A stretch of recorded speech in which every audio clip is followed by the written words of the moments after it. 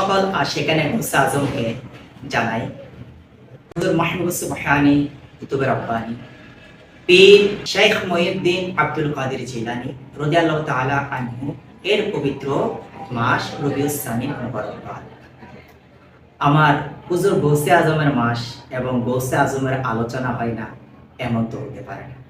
তাই আমার প্রিয় দিন আল ফাসালের নাজিম, আসুন আমরা আজকে আলোচনা করব আমার হুজুর গৌসে পাক রাদিয়াল্লাহু তাআলা আনহুর পবিত্র জীবনীর কিছু অংশ, আমার হুজুর গৌসে পাকের কারামত, তিনার আদর্শ সম্পর্কে। আপনি যদি আমাদের চ্যানেলে নতুন হয়ে থাকেন তাহলে এমন জ্ঞান গর্বমূলক উপকৃত ভিডিও পেতে সাবস্ক্রাইব করে নোটিফিকেশন বেলটি অন করে দিন।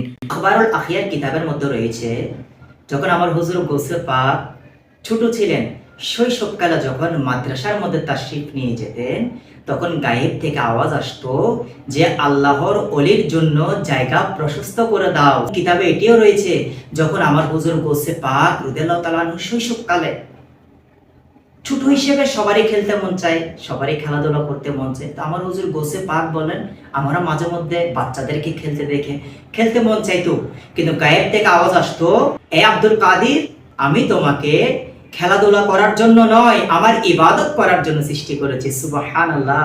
আমার প্রিয় দিনী ভাইরা, চিন্তা করে দেখুন আমার হুজুর গৌসে পাক, মুর্শিদ হুজুর গৌসে পাক কেমন আল্লাহওয়ালা ছিলেন, কেমন আল্লাহর ওলি ছিলেন, আল্লাহ তাআলা তিনাকে কেমন কবুল করেছেন যে শৈশবকালে তিনি আল্লাহ তাআলার কুদরতি আওয়াজ শুনতে পেতেন। সুবহানাল্লাহ।